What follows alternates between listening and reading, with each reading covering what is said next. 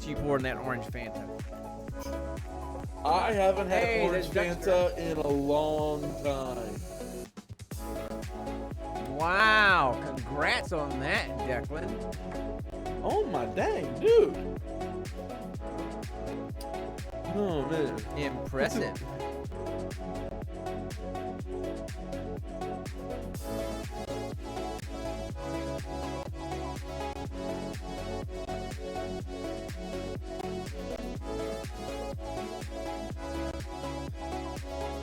Dude, that is really cool that you're doing that. I'm really proud of you.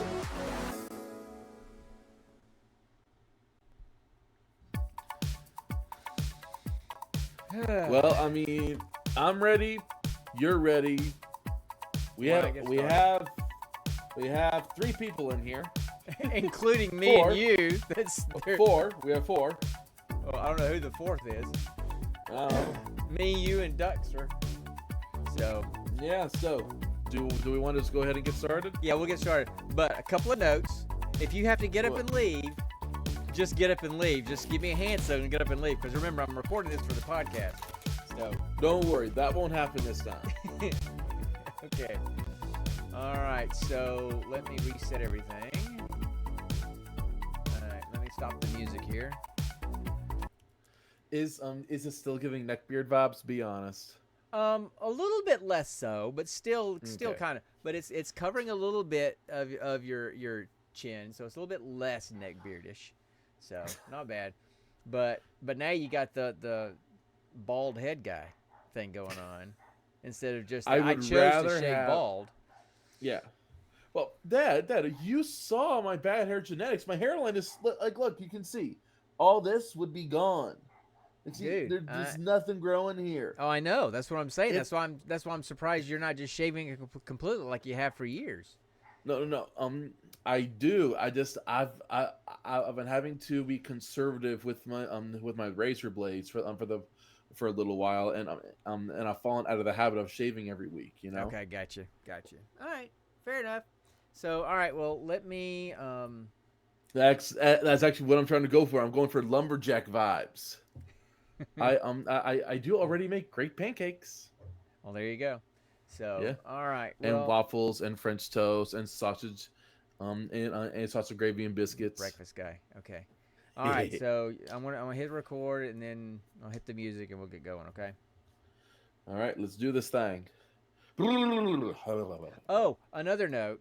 At the end, don't yawn in the middle when we're trying to do the Ferris Bueller thing at the end, because I always have to figure out a way to try to mute your yawn edit it out. So I can't help it sometimes. Well, I get tired. Then mute your mic. Then that's easy to do. All right, you can yawn all you want to. Just mute your mic. All right, here we go. That's getting ready to go.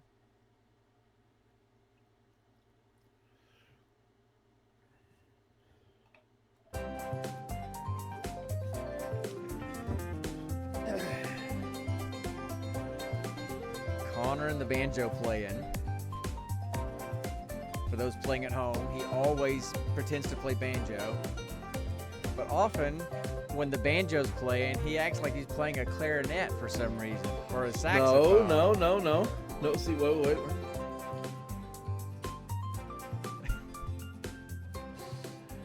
That is not a banjo right there. Okay.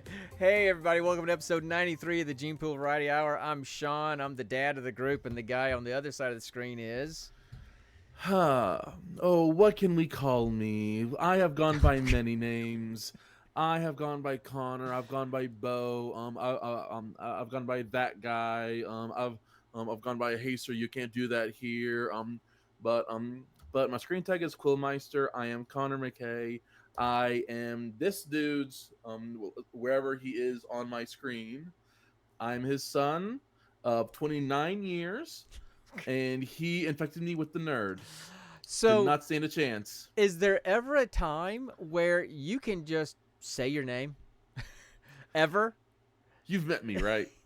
I never do anything by the book. It's almost like the announcer at a wrestling match, and you're just rolling on and on. I mean, You know, when does it stop? And in this box, we Yeah. at the age of Yeah, you don't. 57, No, not yet. Almost. Almost. 56. Yeah.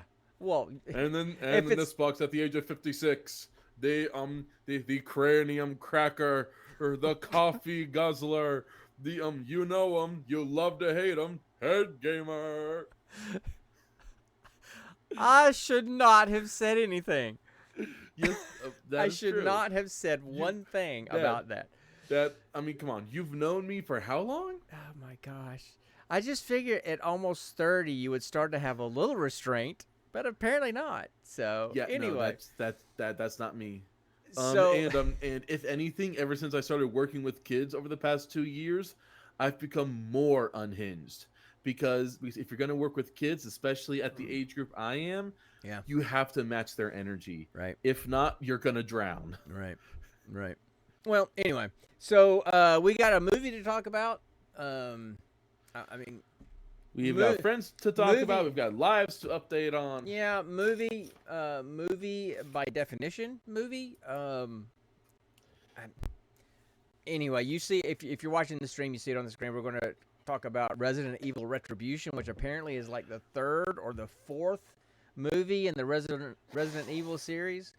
Pretty sure it was the final one, wasn't it? No. This was 2012. I think there's one in 2016. I think there's another one coming out. There's at least, I think, 4 or 5 of them. I should pull up IMDb and see. But my Lord. but anyway, so we're going to talk about that. Connor's got an interesting question about superheroes and relationships, and I got some nerd stuff to talk about. But other than that, and I have some fun school stuff to talk about. All right, well, tell me about your school stuff. What's the school stuff? Get the work stuff out of the way. Well, we are starting summer camp next week. Yeah? And that is going to be really fun because guess what? What?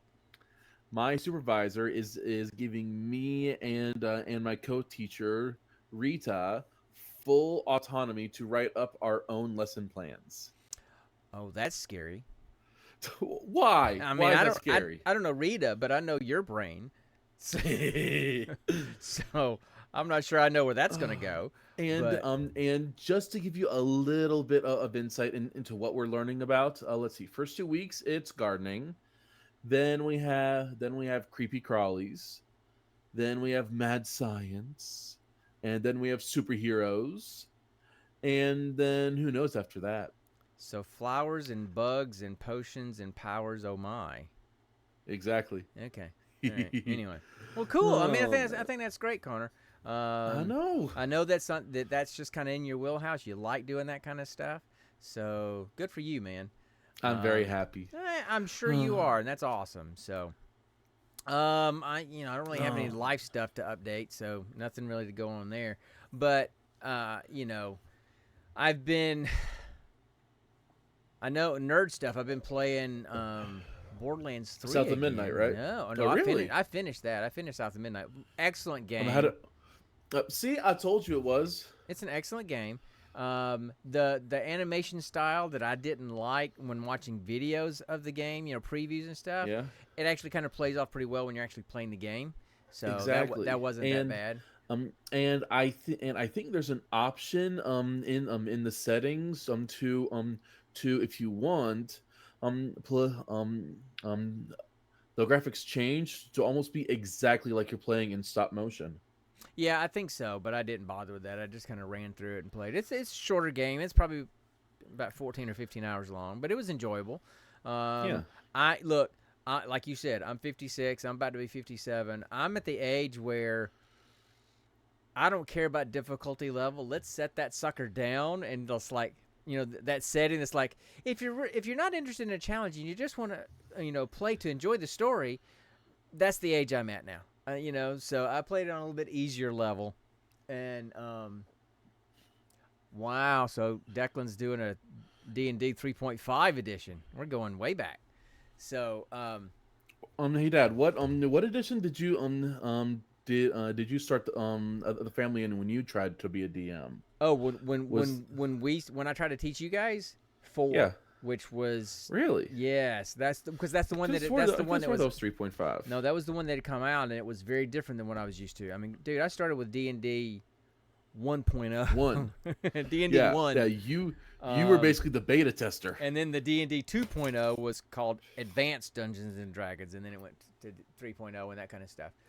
So, anyway, so I've been, I did finish South of Midnight. It was really good. I started playing the new Doom, Doom Medieval or whatever it's called. Dark Ages. Yeah, I got to the first level of it, and it's good, but then I just kind of got sidetracked with Borderlands 3 again, because I've been just researching all the Borderlands 4 stuff, and it just got my juices flowing to go back to Borderlands 3, and I didn't realize, I mean, I've beaten the game with Mose and with Zane. Yeah. But I never maxed their levels out. I never, went through and tried to max them out. Yeah. Yeah. So, I think... that was your whole thing on a Borderlands 2, you were trying to max out Gauge. You were trying to max out Zero. Oh, I did, because I love that game so much, and I kind of lost interest in Borderlands 3 because I didn't really like the animation style. I'm kind of looking past that now, and so I'm back playing Zane. I mean, yeah, if you look past it, it's a great story with amazing content. Yeah. Well, no. I disagree with the great story because I can't stand the twins.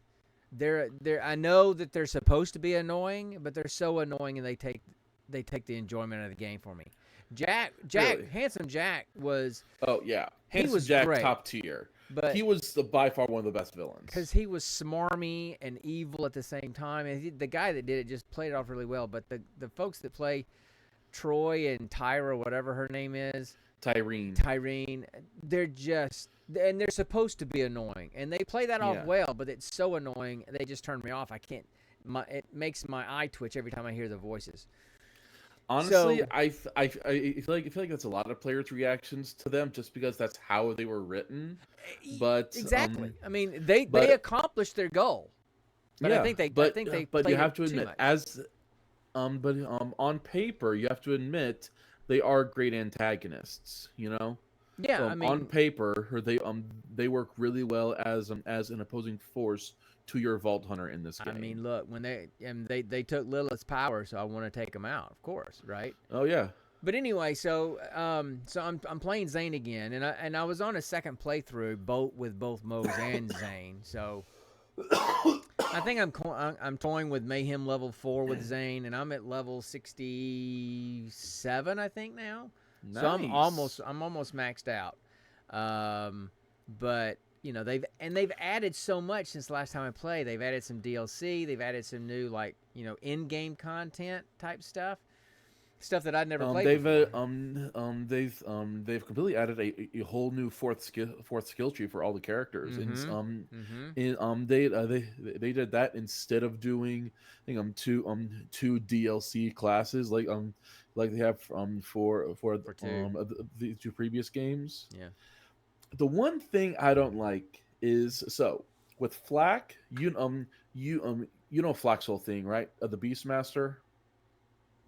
Yeah. So he has a Skag, a Spider Ant, and then one of the new creatures called a Jabber, which is basically a monkey creature. Right. Those were his three main skill trees when the game first came out. Then when the fourth one was released, you would think, okay, they may give the fourth skill tree to one of the other creatures they've introduced, the Saurians, or maybe some other kind of unique beast that hasn't been released yet, or maybe even a rack. Right. No, they did a robot. A robot is not a beast. I know. And that makes my eye twitch so bad. Yeah. Because the skills on that skill tree work so well, but I feel so betrayed when I have to play skills into that skill tree that boosts up this robot. Yeah.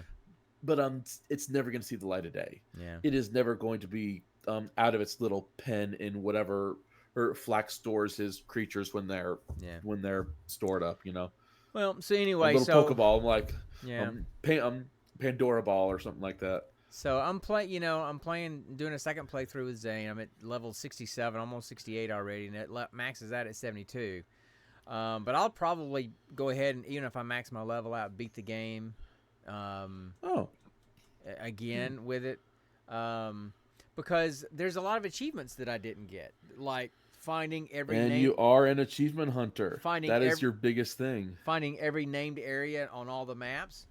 Like a couple of the areas, like Pandora, a couple of Prometheus, or whatever. I'm at 95%. So I've not. I'm at 98% actually. I've not There is found literally one thing. one area I have not found, and I cannot find it for the life of me. Yeah. So Because I've checked my maps. They're all. I've checked my maps. There's like no gray area anywhere. So anyway, so I'm getting into that. I'm really enjoying that. I think I'm gonna do some Destiny with Brandon tonight. We're gonna run a dungeon together.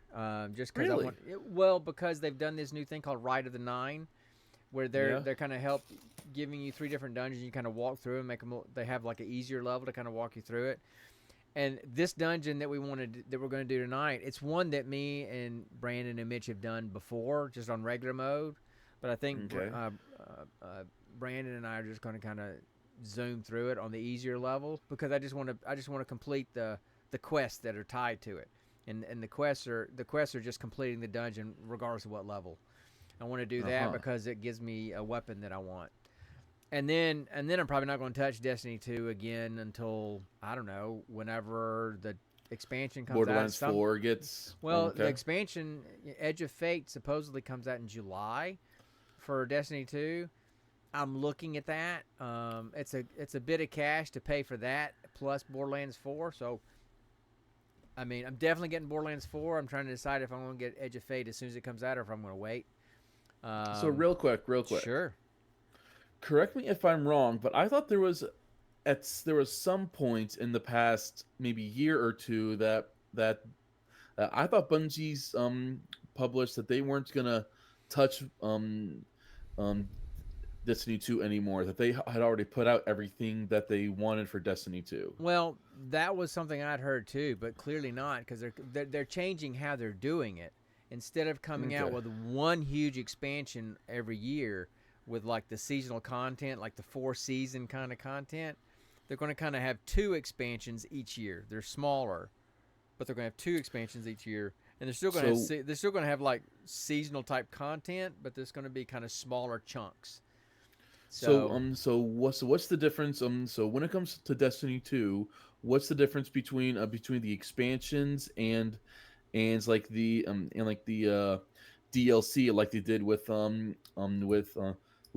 the darkness stuff? Yeah, I mean, the expansion is DLC, is like the full campaign, year-long storyline. Okay. And then they have that little every 3 months or so they have a new season where there's new weapons you can get, there's new activities to do. But it's not adding really. It's like little mini storylines within the big campaign kind of stuff. So the last one that I played was the one where you were going against the Visitor, correct? Yeah, I think so. Where you had Prismatic, right? Right. It was the Prismatic stuff. Yep. So what other expansions have been released since then? No, that's it. That's the one that was released last year, and that's carried out this whole year. Because there was Lightfall, and then there was this last one that came out, and I'm drawing a blank on the name. And then they're coming out with this Edge of Fate, and then there's Renegades, I think, comes out in December, and it's going to kind of have a bit of a Star Wars feel to it, from what I hear. I hope they get. I hope they. So, how on earth could we have a game about literal space magic, but then not have any kind of laser sword? They do. Think about it. No. Well, it's an emote. No, it's not a real slate. It's not exactly. A real it's an emote. It's not real. I know. It's not real. I know. I want an actual, gosh dang, laser sword. So, Bungie, get on it. So I'm definitely, if I have to choose one or the other, I'm probably going to choose Borderlands 4. I don't know, because I'm getting to where I'm playing much more just single player stuff, because I just don't have time to do a lot of the online playing with friends kind of thing.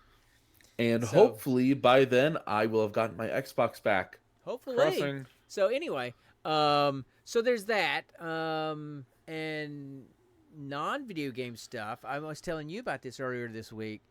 That Yeah. Wizards of the Coast has put out this new class that they're play testing called a Psionic, scion right? or a The scion or a Psionicist. psionicist.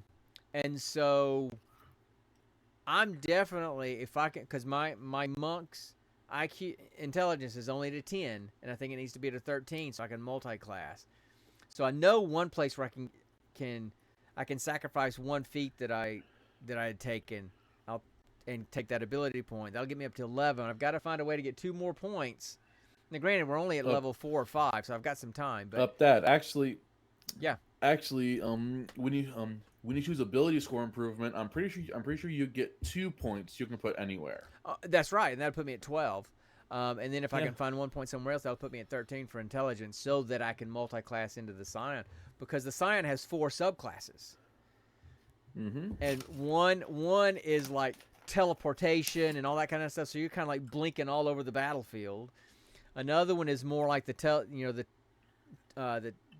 telepathic. These are not the droids you're looking for, kind of thing. One is more telekinetic, with like force fields and the droids you're force looking push and all that kind of stuff. And then there's another one that you have control over, like matter and stuff like that. So you can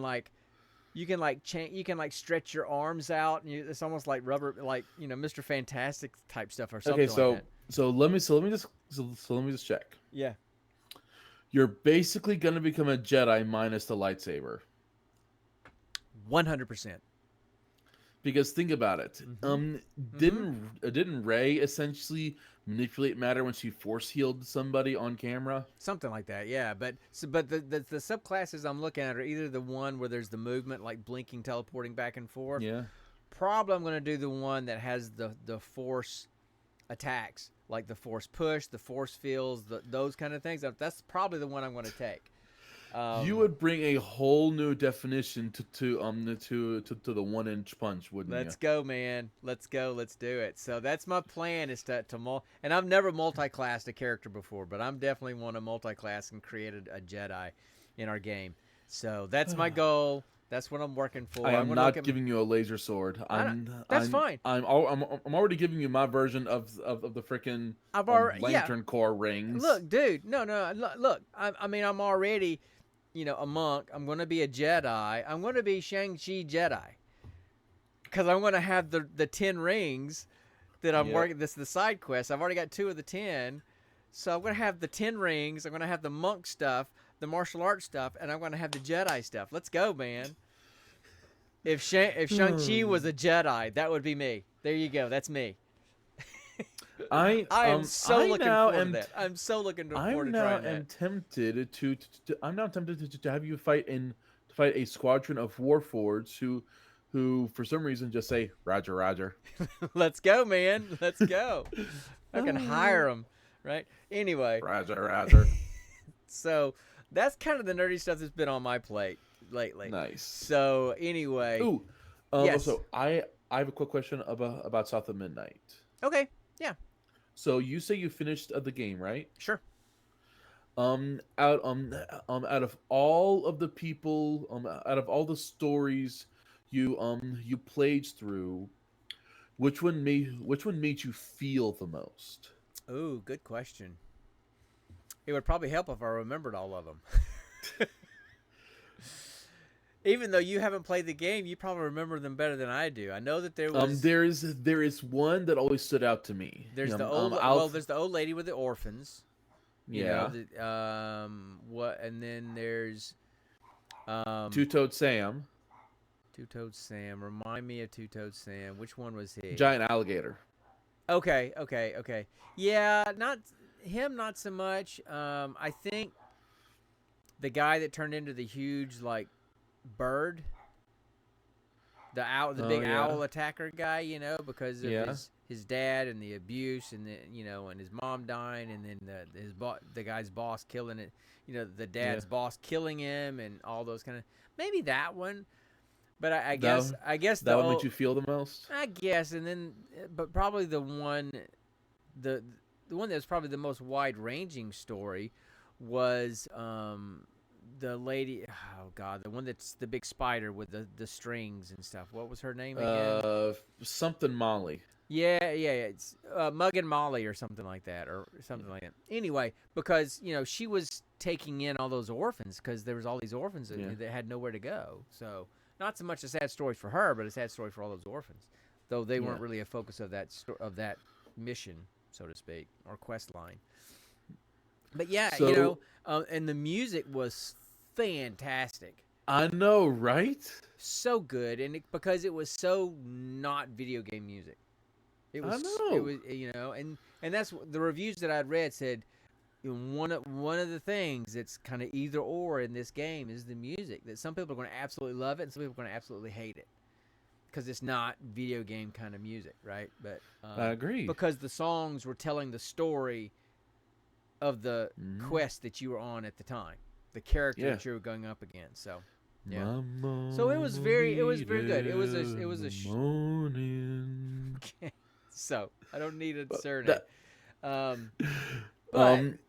anyway, from the content that I had watched when South of Midnight was first coming out, out of all those stories, the one that made me feel the most was the one of the mom who lost her son in the bayou, Mm-hmm. Oh, and she turned into like that thrashing mermaid lady, and then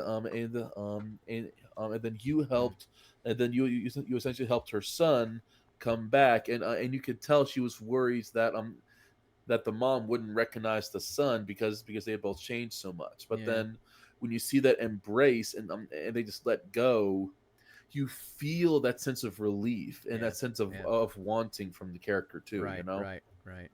So, and that one didn't really. I don't know. That one didn't get to me that much for some reason. But anyway. Oh, and we're all over the place.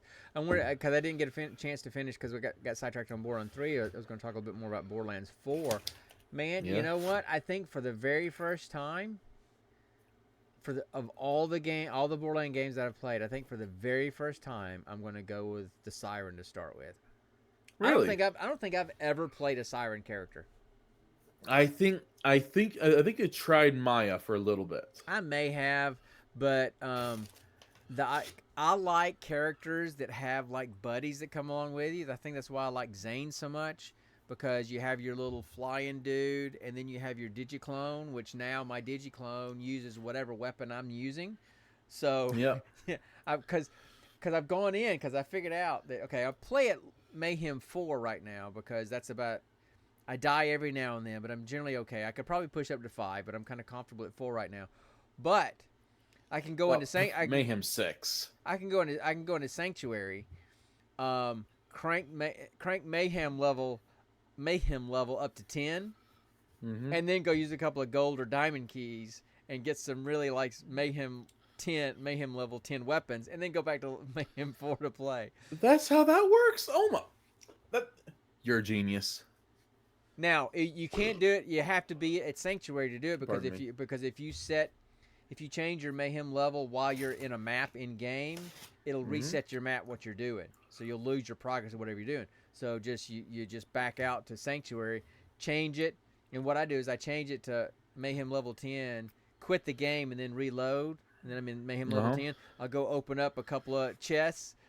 And then when I get something that's really good that I want, then I'll go back to like Mayhem 4 and reload, and then go back to playing the game at Mayhem level 4. Oh, Dad. Yeah. Do you remember when you first started playing the game, you found that key glitch? Mm-hmm. Yeah. And then you talked to me, and then like a few weeks later they fixed it. Mm-hmm. Yeah. But right now, I think I've got in my mailbox, I think I've got 55 gold keys and 31 diamond keys. Or 30. Jeez. I don't know how I got them all, but I've got them all. Now, here's a question. Yeah.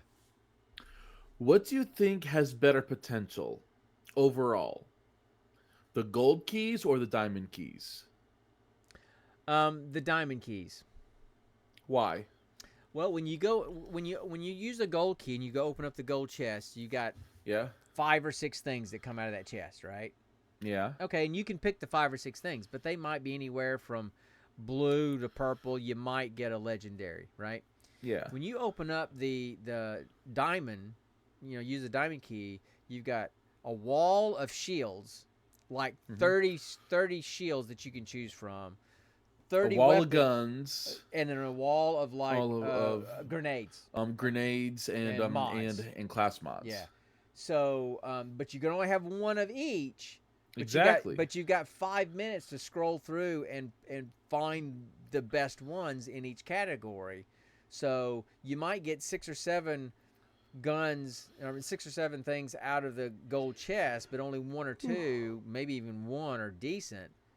Whereas with a diamond key, you're almost guaranteed to get 3 good legendary items.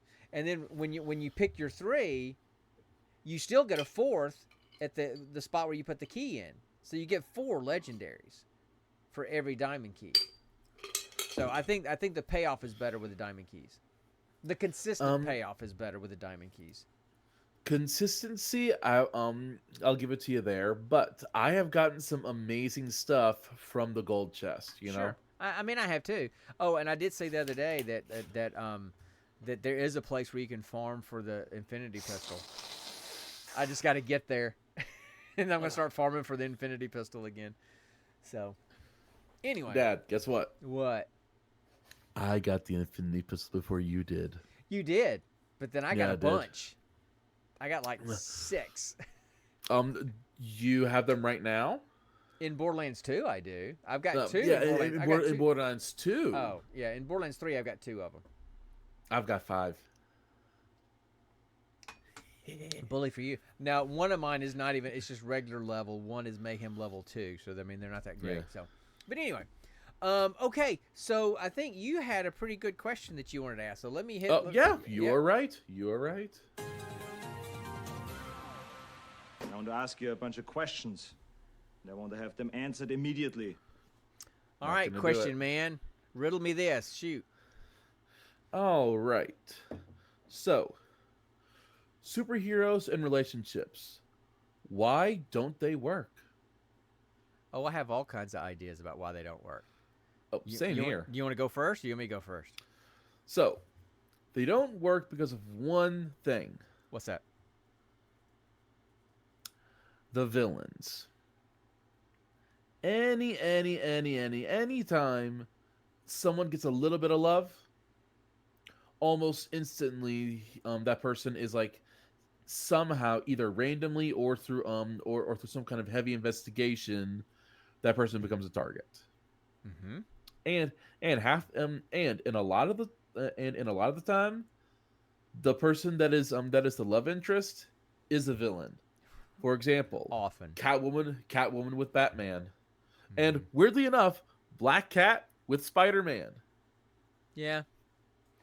Although, anyway, yeah, I won't get into that because that was a terrible movie. But I mean, I have yet to see a superhero relationship actually work outside of Reed Richards and Susan Storm. Yeah, but they're both superheroes, so that doesn't really count. No, still a superhero relationship. Oh, I'm thinking more. I'm thinking more about superheroes having relationships with a non-superhero. Just you think about Daredevil and Karen in the Daredevil show, how difficult that was. Speaking of which, I just finished binging the Daredevil Born Again, the new show. Yeah. Oh my goodness, it was so good. I was watching like 3 episodes a night and staying up till 12:30 every night. That's honestly because you're a diehard Daredevil fan. Well, of the Netflix Marvel shows, it was the best one by far. And I'm not a huge Daredevil.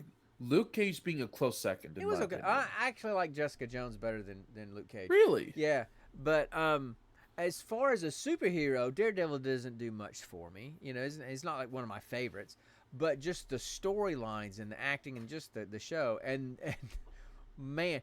So the Netflix Daredevil show, it was kind of known for those one-shot fight scenes, those huge, great fight scenes. Taking a page out of Keanu Reeves' book. Daredevil Born Again, there's 9 episodes. There may have been 3 or 4 fights the entire series, the entire season. Really? And I was still hooked. That's how good the Really? writing. That's how good the writing was, and Nice. I mean, Daredevil was not Daredevil until like episode 5 or 6. He just was mad. He was trying to avoid it, and same thing with Fisk. Fisk runs for mayor and becomes mayor of New York. So he's doing the mayor thing for most of, so they don't start to show their true colors until the latter episodes of the whole season. So then, good. quick question. Yeah. So then, quick question. Yeah. The last time we saw Matt Murdock, right? Mm-hmm. That was it was in I believe. Let's see what happened first. Far From Home, or wait, was it No Way Home, or was it the She-Hulk series? What was the last one we watched? I think the She-Hulk series was the latest one to come out. Okay, so and he played a decent role in that show, didn't he? Mm-hmm. Mm-hmm. So, but to my knowledge, there wasn't any kind of big defining events that would have caused Matt Murdock to separate himself from his work as Daredevil during that show. So what happened between then and Born Again that caused him to be like, okay, I need a break from Daredevil? Where do we see that origin come from? Episode 1, and I'm not going to tell you why, because that would ruin it. That would ruin I'm not it. going to watch it anyway. Well, I'm not going to say it on the podcast either for people that maybe haven't watched it yet, because it's only been out a few months. So I'm not going to spoil that. But suffice it to say, spoiler alert, it was fantastic. It was fantastic. And I hate that I'm probably going to have to wait 2 years for the next season. But anyway, do you think we're ever going to get any kind of resolution to the cliffhanger from Moon Knight? I think they've got something in the works for him in the movies at some point. I could see him. That was one of the first shows they did, was Moon Knight. Well, it was one of the first ones that Disney did, but it started out with WandaVision, and then I think Moon Knight was the very second one. I don't think so. I think Loki's first season came out before Moon Knight did. We can look it up and see, but I think there's rumblings that they're kind of saving him for some spots in some movies. I don't know. I can't remember from the Doomsday. The big lineup of all the actors. I can't remember if his name was in there. I don't think it was. But I could see him. I could see him getting somehow having a tie-in, even if it's like a post-credit scene in the new Shang-Chi movie that's going to come out. I could see that because of the similar fighting styles and stuff. I could see that. I don't know. We'll see. But I would love to see more. That's the one I want to see more of, right? But there's some. It's just the end. It's just the ending he got. We're like meet my friend Mark something, and then just all of a sudden Mark Spector, and he's all of a sudden speaking Spanish, and there's this whole random third personality that was never even mentioned. Mm-hmm. Well, that was what, you never. Yeah, that's in the show. That was what was in the sarcophagus? No, in the show. Okay, yeah. When something would happen, you know how when one of their altars would take over, the other one would kind of black out and didn't know what happened? Yeah. There was a couple of times in the series where neither one of them knew what was happening, and some really bad stuff happened. It was Mark Spector. They didn't know it, and so they kind of integrated him at the end. I remember that. Yeah. It's just like that was almost 4 years ago at least. I know. Since we got any kind of update on that. I hate that because I love that character. But so anyway, back to your question, and the reason why we got sidetracked with Daredevil. I'm like. When I'm thinking about superhero relationships, I'm thinking about a superhero with a non-superhero partner. Yeah, like Matt Murdock and Karen, Clark Kent and Lois Lane. Things like Oliver Queen and Felicity Smoke. Exactly. That kind of stuff. And Barry Allen, Iris West. Yeah, and so I mean, I think the reason why those don't work is, yeah, you mentioned villains, but it's not that something happens to the person as soon as they find a love interest. It's like they kind of become a target by the villain because they're a weakness for the superhero, you know? And that's why a lot of them say they can't be in a relationship with anybody because they don't want to put anybody in danger. So I think that's one reason why relationships don't work. Another reason why I think relationships don't work is because, especially with the Marvel, all of them, you know, especially the DC ones, I guess you can think about Batman and those kind of things, with their darker psyche, you know, psychiatric history going on, trauma history with a lot of these people. And so these superheroes have this innate psychological drive to constantly help people to the detriment of everything else, to the detriment of their own health, their own lives, their own relationships. So it's kind of hard to keep a relationship when every time you're supposed to be doing something with your partner, the bat light comes on, and the bat signal comes on, and you got to leave. I just thought of something else. Yeah, go ahead. So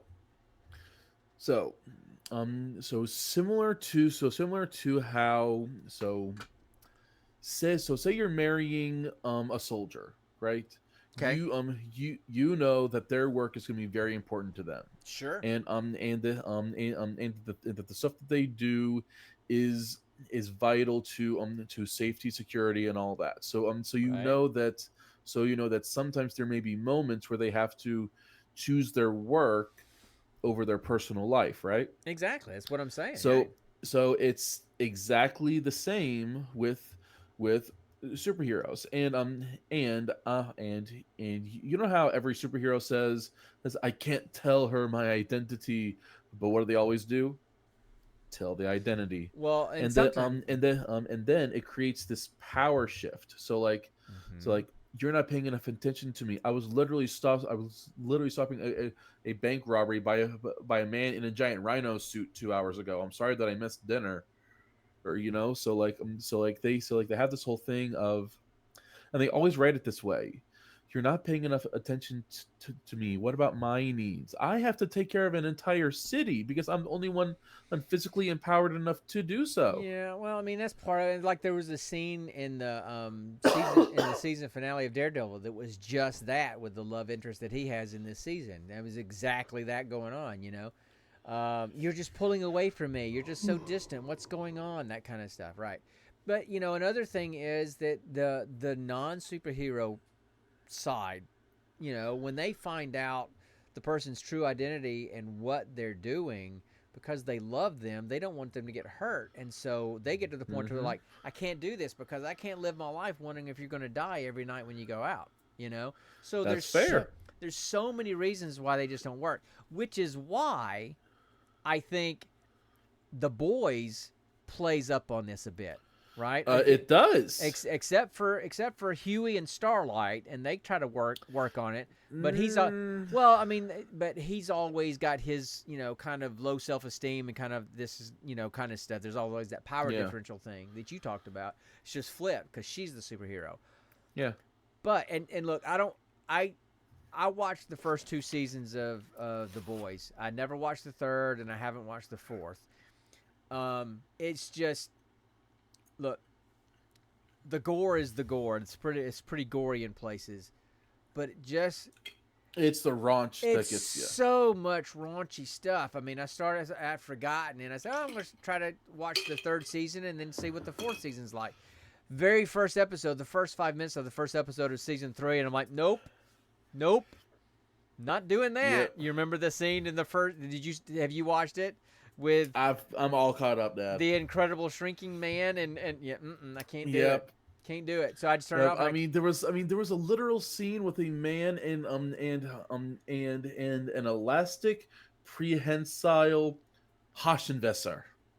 Anyway, so, but in there, that's why, and I think that's kind of why I don't want to go there. I'm not going to go there, man. But no.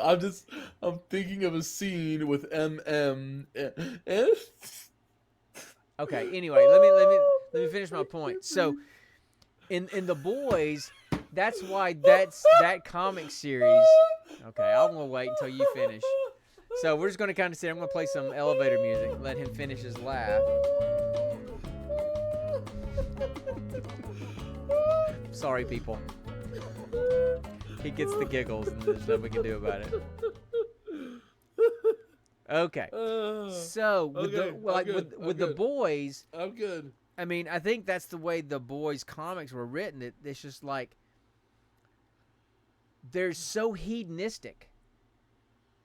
Like the sex orgy parties, and they're just so hedonistic because there's all these people with superhero powers, and they know that they're better than everybody else, so they just live this hedonistic lifestyle of hookups and all these kind of things. There is literally a scene in season 3 that's literally all about a superhero orgy that meets annually. Yeah, it's like it's called something gasm. I forgot what it's called. I remember that. Herogasm. Yeah, and I didn't get that far, but I heard about it because they know that they can't have real relationships really, and you can't help but kind of get a big ego if you have superpowers that nobody else does, and so there's all these conceited narcissistic people with superpowers just hooking up. So that from a psychological point of view, I could really easily see how that happens. I think if real people had superpowers, it would go much more in the direction of the boys than Captain America first Avenger. Oh, you know, yeah, definitely. It's like when he became this super not good guy, because like it said, the super soldier serum, it just enhances what's inside you, right? Exactly. That's why John Walker became kind of a bad guy, because he was kind of a narcissistic jerk to begin with. Exactly. So I think if we had real people that were superheroes, it would be much more like the boys than it would be anything else. Oh, definitely. So 100%. I think for so many psychological and relational and safety reasons, I just don't see how superhero, non-superhero relationships could ever really work. Yeah. I mean, yes, you have some. You have, Tony and Piper, Pepper Potts. No. Yeah, Pepper. Pepper, not Piper. No idea where you got Piper from. I know. Pepper, Piper is pretty stinking close. You have Tony and Pepper. And then you have a Scott Lang and Hope. Yeah, but neither Scott one. And Hope. Yeah, but neither one of them are really superheroes. They just have super suits. So they're both normal people with cool suits. So she can do so then she can do this. So that's kind of so then it goes down to your definition of what makes a superhero then, and that's a whole other thing. Right. Because then is Batman a superhero? Is Iron Man? No, I mean, listen, I completely understand what you're saying. I'm just saying that she would be considered a superhero as well, because she's got a suit that's just as cool.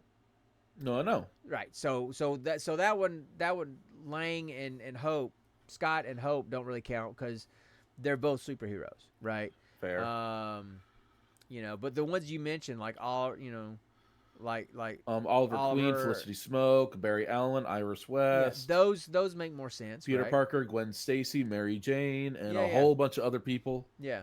So that makes, and you see how all those turn out. Not good. Very rarely do they. Weirdly enough, in the comics, Mary Jane is actually a very nice ending for him. But fun fact, in one line of comics, he ends up cheating with her with this other spider hero named Silk, because her powers are based around a female spider, and it's a literal pheromonal response. They literally cannot resist each other when they get to a certain distance of proximity to each other. Cool. That's kind of interesting. It's a very cool scientific line of comics. Science. Okay. Of course, that's why we read it. Not the other stuff. Of course not. Of course not. So, anyway, so yeah, I mean, I think that was an interesting question, but I think just yes, there are some relationships, but look, Barry and what's her name? They had problems. Iris West. Iris, they had problems. Oliver and Felicity had problems. She ended up leaving the show a year early, but so they broke up. Yeah, Clark and Sag. Lois had problems. Pepper and Tony had problems. I mean, they tried to make it work, right? But I mean, good grief, to make it work for Captain America to make it work, he had to go back in time and just stay there to make his relationship work and just quit being a superhero. That's a whole other line of thinking because think about all he knew, and he had to let it happen. Imagine how that must have felt. I mean, like, that's how would you describe that? Painful. No, so let's see. So there's post traumatic stress disorder, right? Yeah. This wouldn't be post. This would be pre-trauma stress disorder. But no, because it would be No, think about it. It would wait. It would be post traumatic disorder, or would it be post traumatic disorder? No. Because he's experienced the trauma. Pre-trauma anxiety disorder. But he's listen. You're talking to the psych doctor. PT80. Okay? So because he would have experienced the trauma, so it would be post. But then he would go back in time to before it happened, so it would be pre, right? Or no. I'm talking about all the horrible historical events that happened before he was de-iced, that he then had to relearn, but he never experienced. Yeah, them. right. I get it. Yeah. So like like a Cold War, Cuban Missile Crisis, 9/11. He never experienced that stuff. So, but he knew about it because he had to learn when he was trying to catch up to history. Right.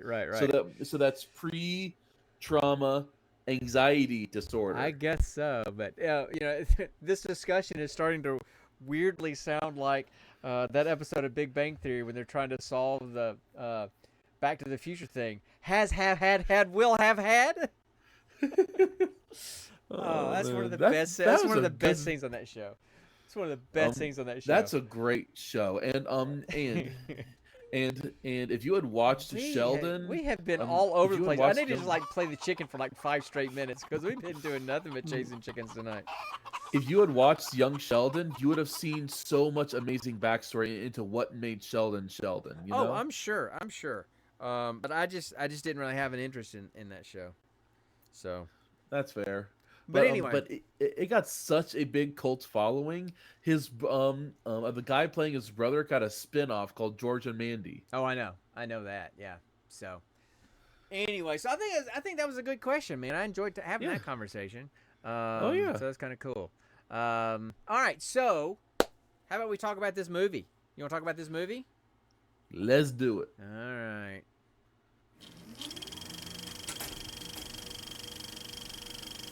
It is time for the next installment of Roll for Credits, people.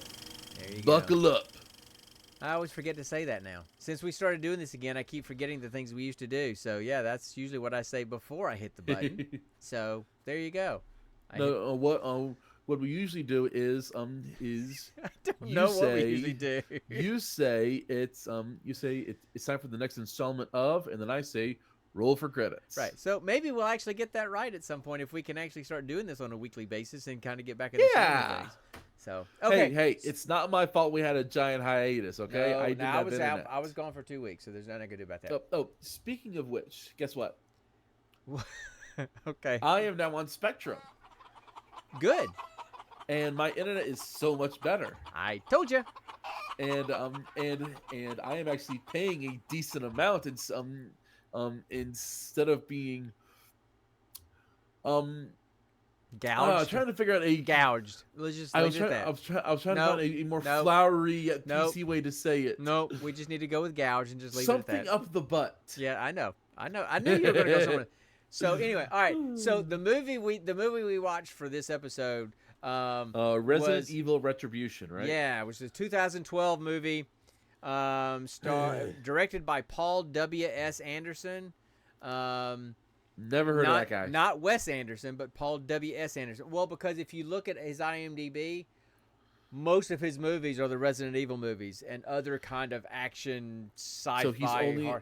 He just Okay. does those kinds of movies. It stars Okay. It stars Mila Jovovich, who plays Alice.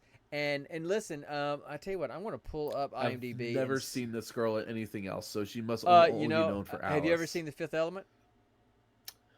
Yes, we That's watched her. that for. That's her. The red. She's the Fifth Element. No, she's the orange-haired Lilo. Multipass. That girl. Multipass. Yes, that's her. Yes. Oh, okay, okay. So anyway, all right. Sorry. It's just you have to admit, night and day. Lilo, and then whoever this chick is, night and day. Okay, you Right? ready? You ready? So, this is actually the fifth Resident Evil movie. There was Resident Evil in 2002, Resident Evil Apocalypse in 2004, Resident Evil Extinction in 2007, Resident Evil Afterlife in 2010, and Resident Evil Retribution in 2012. And I think there might have been another one, or there might be another one coming. So this was... So real quick. So we got to see the last movie in this whole thing. I told you it was the last movie. The fifth. We're starting fifth. at the end. We're definitely starting at the end. And so... And you can watch them anywhere else. No, we couldn't. This is I literally couldn't find the them on only stream. movie out of the entire franchise that is streamable. Yeah. So Unless anyway, you buy it out of pocket. so Mila Jovovich, we know her from Fifth Element, which is a great movie. Fantastic. And you know, and then Is that evidently is that Vin Diesel or Bruce Willis no, it's in that Bruce movie? Willis, man. That's Bruce Willis. Okay. Yeah. They kind of look alike, you know. and then- two middle-aged white bald guys. And then you know, Michelle Rodriguez plays Rain, I think her name is in this movie. You've seen she was in the Fast and Furious movie. She's been in other movies, that kind of thing. Oh yeah, her. Yeah, I love that actress. She does amazing stuff. Yeah, and then she has such an iconic voice too. And so then they had characters in the movie from the games. There was Jill Valentine. There was oh god, what's the guy's name? Not Chris. Anyway, there's a guy in there. I've never played a Resident Evil game in my life, Dad. And then there's Ada Wong. I remember her in the games. Do you know what the actress's name is that plays Ada Wong? Tommy Hilfiger. ready? I don't know. Her name is Bing Bing Lee. Bingli. Her name is Bing Bing Lee. Bing Bing is her first name. Lee is her last name. Anyway. That has to be a screen name. It's got it. Anyway. That has to be a screen name. So they tried to do like at the beginning, you know, with Alice's character trying to kind of say, almost like things that have happened in the past, right? Try to kind of give backstory. But apparently there was 4 movies of backstory to go through to try to catch us up to speed in 5 minutes. So I was lost. So was I. I mean, look, only thing I remembered was the Umbrella Corporation. Well, the Umbrella Corporation created this virus, the T virus, that they were trying to use, but the side effects were it turned people into zombies. And then somehow Alice worked for Umbrella. The zombies turned into vampires or something. You know, and so then Alice worked for Umbrella as security, but then somehow she became against the Umbrella Corporation, and then she's infected. Immune. She got infected by something which made her immune and gave her superpowers at some point. And then the main bad guy, who was who ran Umbrella Corporation, took her powers away from her. And then they thought that they had killed off the AI and that was running everything. Turns out they didn't. And then Jill Valentine, who used to be one of the cops in Raccoon City, somehow she was wearing like some kind of thing where the AI was controlling her, so she was now a bad guy. And then we end up here. And the movie starts where they're on some looks like a big tanker ship with a bunch of refugees that gets attacked. Alice gets blown off the ship, starts to sink, and then she wakes up in a facility. In a white room. She wakes up in a white room. But before she wakes up in a white room, you see her in like a little suburban house as like a housewife with a child. Mhm. And I got some issues about that kid too. I'll tell you in a minute, but I got a bunch of issues, um, and stuff with the movie too.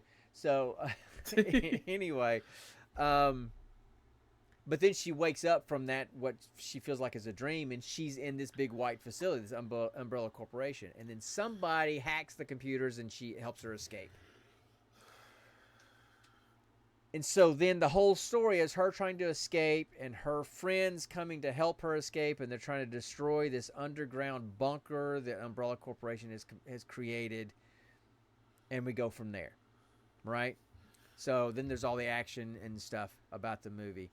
So it turns out that the Umbrella Corporation had taken some former Russian submarine base and built it and created small versions of major cities like Moscow and Tokyo and New York and things like that to test out their viruses, and then they were testing out these viruses as biological weapons and selling them to all these countries. And so their job was to try to stop them and kill the AI and escape and all that kind of stuff, right? So that's kind of the premise of the movie. That almost tells the whole movie. Literally. So that's the plot. What do you want to say about it? What?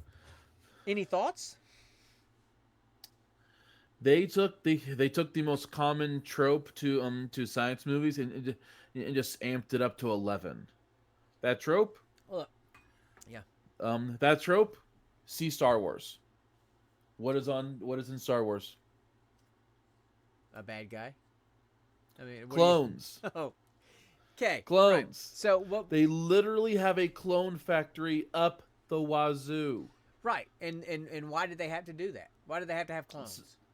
Because they obviously couldn't kidnap hundreds of thousands of people every day to test out these viruses in these scenarios. Because they were killing thousands of people every day testing these viruses, so they needed clones. So they were cloning. So it turns out Alice is a clone. Yeah. And all the other people were clones. Yeah. Jill Valentine wasn't a clone. And Ada Wong was a clone, I think. Leon was the guy that I was talking about that was in the games. Leon and those people weren't clones. But all the people that played bad guys, they were clones. Yeah. Michelle Rodriguez's character, all of them. The guy that played her husband in the Suburbia thing, he was one. The daughter that she had was a clone. So they were all clones, and they found this out through the course of this whole thing. The thing that made me confused is why make a clone deaf? I have issues with that. Yeah. Not issues that the clone was deaf. Could have been that just, you know what, they did that to have a human aspect to that child. It could have been a defective clone. And so they just, he's deaf. So I don't know. But that's the thing. If it was a defective clone, why then not just scrap it, but then instead actually implant memories into not only her but the whole family of learning ASL. That's a very good point, Connor. Plot hole number 32. 32. I'm on page 10. I'm on plot hole 957 over here. So here was my issue with the little girl, the girl that was supposed to be deaf. When they first introduce her, she's signing and not talking, right? And her dad is signing to her, and he says, "You remember, your doctor said to use your words when you're signing, right?" Uh-huh. And so she starts talking when she's signing. Now, this is no slam. This is just how it is with, people that are deaf and are trying to speak, but they've never been able to hear their voice because they're deaf. Their voice sounds unusual, right? I'm not going to make fun of it or anything, but it just doesn't sound right because they don't really know how to form the sounds accurately because they can't hear them, right? Right? Real quick. Perfect example. One of the dads of one of my students is deaf. He has a cochlear he has a cochlear implant. When he talks, there is this not common timbre to Yeah, the voice. You right. know, Timbre. it's Yeah, right. it's a bit deeper and more from the back of the throat, Sure. mainly because when we speak and we're not deaf, we learn how to enunciate using our tongue, right? They don't learn that, you Yeah. know. So it's Yeah. that's just what it is. That's all it So, is. okay. So, I mean, that makes perfect sense. And Dad says, use Yeah. your words when you're signing. And then she speaks like a normal 10-year-old little girl. Okay, Daddy. And enunciates perfectly fine. Okay, Daddy, I'll start using my words. And I'll start enunciating better. I mean, she spoke as clearly as everybody else did. And that just annoyed the crap out of me. If you're gonna write a character to be deaf, then have that actor or actress play that deaf character. If you I if you mean, if you don't and if you don't feel comfortable with it, yeah, I was about to say. with the that you feel like you may be ridiculing or making fun of deaf people's voices, then just write the character to where they only use sign language. Yeah, And then but the then parents and then the parents kind of parrot what as they're signing, the parents say what they're signing. It happens in movies all the time. or do subtitles. Exactly. Exactly. So there were so many ways they could have done that better than having a clearly normal hearing, normal speaking child try to play Yeah. a deaf child that was using their words, learning how to formulate their words, and she spoke more clearly than I did. Hmm. So it just annoyed the crap out of me. I bet. The other thing was at the beginning when she's in the facility and everything's white and white background and all that kind of stuff. Hmm. I told you when we watched this movie, it just made me feel like I was watching Olin Rogers' The Last Scene again. I know, right? If you guys don't know what I'm Oh, talking about, if you've never heard of Olin Rogers' The please Last look it Scene, up. look it up on YouTube. It is he does funny videos. He's done some animated television shows now. But anyway, it's like making a farce of like the last scene in an action flick with like the speeches back and forth between the good guy and the bad guy, and it's called The Last Scene. The problem is the last scene goes on for about 15 to 20 minutes, I think, or at least 10 minutes. In several Multiple installments. videos. So the last scene takes like 10 scenes to get through the last scene. It's just hilarious. And just the white background and just the black and white. It just I just felt like I was watching an Olin Rogers The Last Scene video, and it just kind of Okay, made me so laugh. another thing I have a problem with that scene. So first off, why immediately? Okay, we have we have our main character, our main heroine, in the middle of the room in a towel. Yeah. How and the AI doesn't like her, right? Right. So who then gave her the full-on leather dominatrix battle outfit? Yeah, that was kind of unclear, but who you remember the guy, the short, stocky guy that was like the former head of that gave her powers back at the end at the White House? Yeah. Well, he used to run Umbrella Corporation. He's the one that took her powers. But then he Yeah. kind of defected, and now he was against Umbrella Corporation. So he's the one that hacked in and got her freed. It wasn't really clear. I didn't really pick up on that too much until I watched it the second time. I can't believe I watched that movie a second time.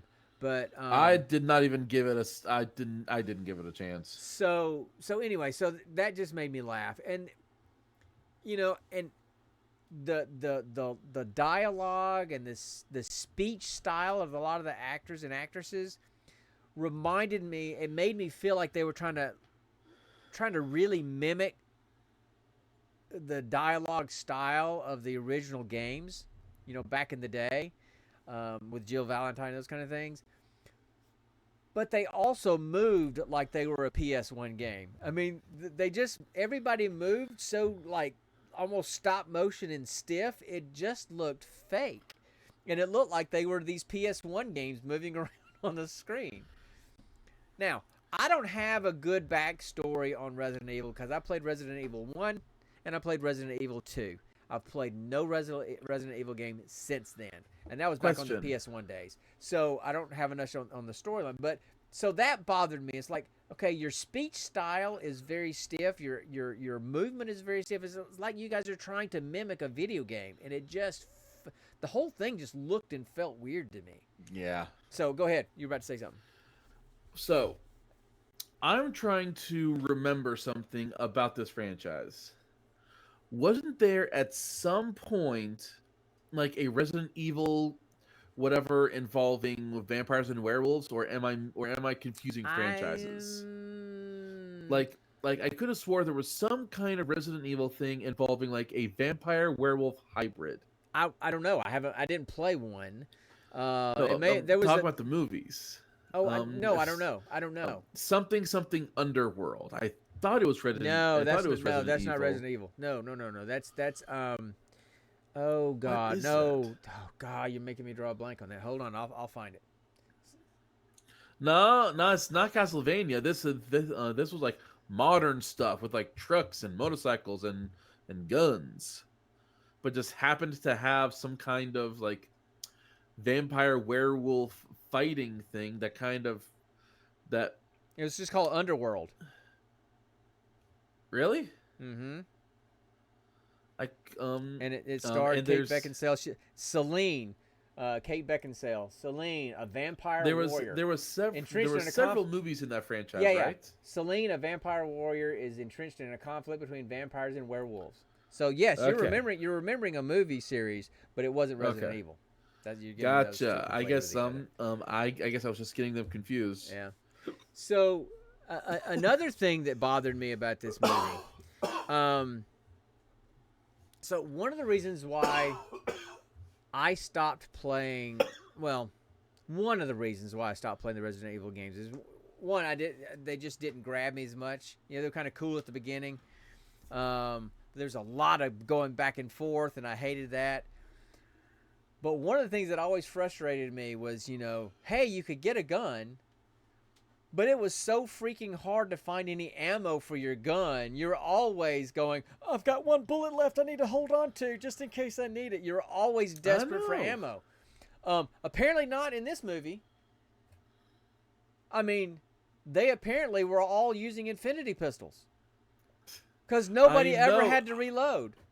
I know. I noticed that too. There was that one. They were literally rounding pistols going against those two mega big zombie whatever the crap. Yeah, and so in that scene with Ada Wong, Alice had the two Uzis, right? Yeah.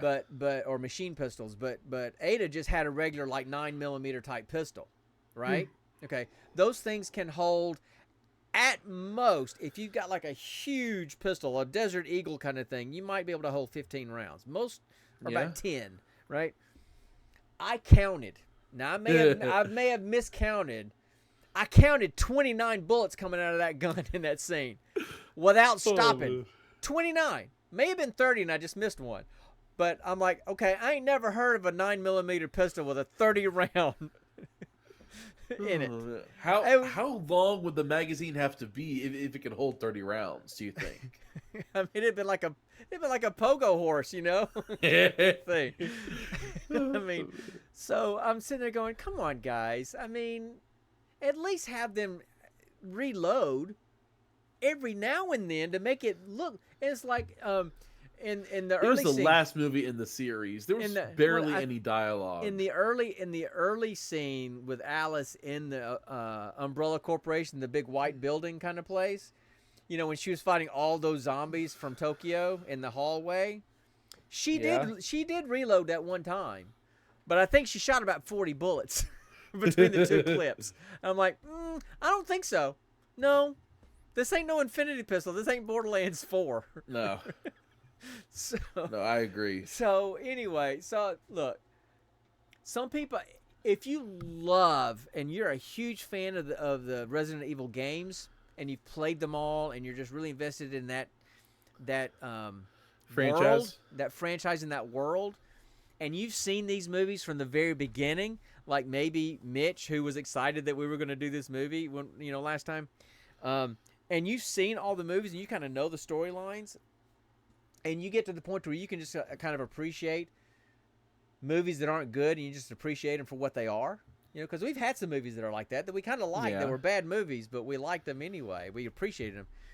Then I guess I could see you following along with this stuff. But I don't like this or appreciate this movie at all. But for one person in this duo here that has never played a Resident Evil game,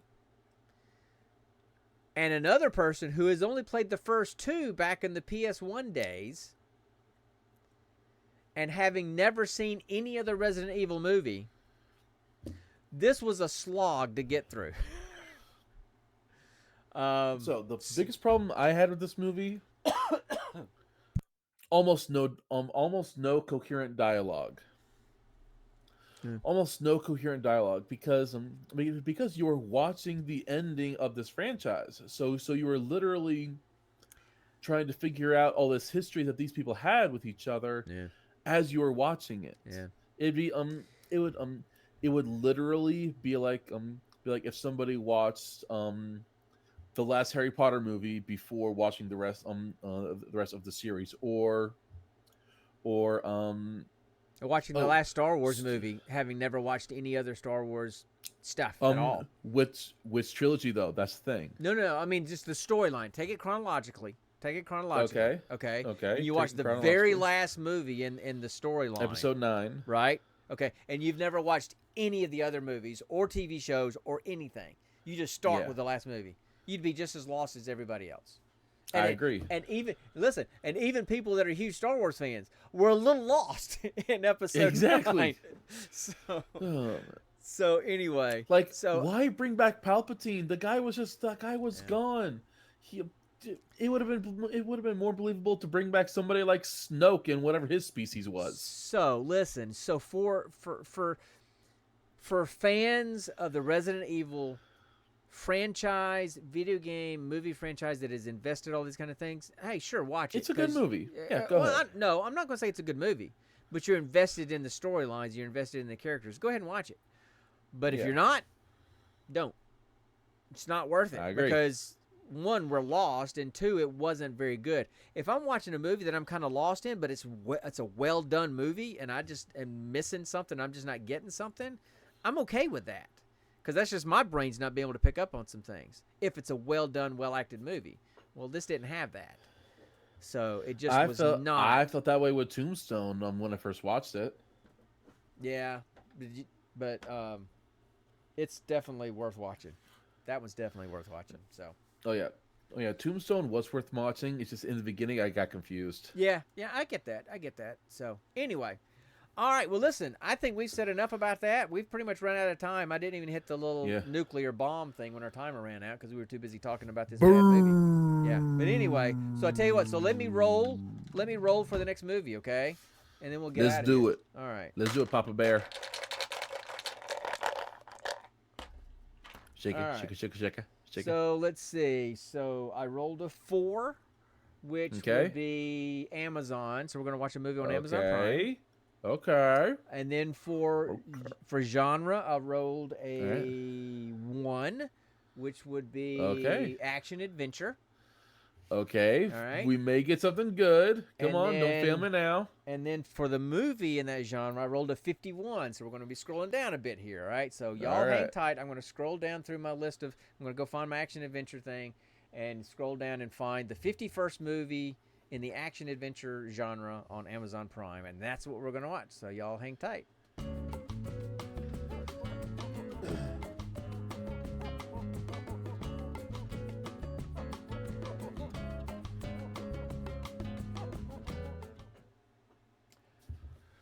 Oh, this might be good. Oh? We are going to watch a movie called Shadow. Oh. It is a Chinese martial arts movie. So okay. So we'll have to read subtitles. I am no stranger to that. No, I know that. From the pictures that I'm looking at, it has a very Crouching Tiger, Hidden Dragon kind of vibe to it, but kind of dark or almost black and white type. Ooh. So when was it made? Hold on, let me look that up. 2000. It's not showing it on the screen. Hold on, let me look it up. Two Here. th- Yeah, 2000 no, not what? 2000. No, I was guessing, and then I couldn't find it. It's not on the screen, so I got to look it up on IMDb. Hold on. Shadow. 2018. 2018. 2018, and it's in black and white. It's not. It's the screenshots I'm looking at. They're not in black and white. It's color, but they're very, very blunted colors. So it's almost like dull sepia tone black and white kind of vibe to it. Okay. You know?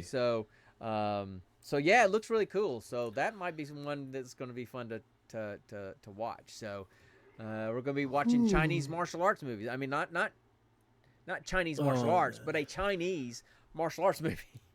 So are we gonna be watching Kung Fu? Are we gonna be watching Tai Chi, Muay Thai? Oh, I'm guessing it's not gonna be. Well, Muay Thai is Thailand, and Tai Chi is more the smooth, nice movements kind of thing. This I'm looking at the little trailer going on right now. This definitely don't look like no Tai Chi. So although that thing about it, if you sped up Tai Chi, it's all about redirecting attacks. If you think about it, That's true. You know, he's taking a bonus action to deflect attacks. So anyway, okay. So that's it for tonight. Thanks Declan for stopping by. Thanks for everybody that listens on the podcast. By all means, download these things. We put the stream up on YouTube, so I'll be uploading that to YouTube here soon. Just look for Gene Pool Variety Hour on YouTube. You can see us. You know, we're on all the socials. We're a Gene Pool podcast on Bluesky, Gene Pool Variety Hour, everywhere else. Threads, YouTube, Instagram. We're all over the place. And come hang out with us. We try to do this on Friday nights, and we just talk about random movies and fun, nerdy stuff. So thanks for listening. Thanks for hanging out. And we'll see you guys next time. And always remember, stay nerdy, my friends.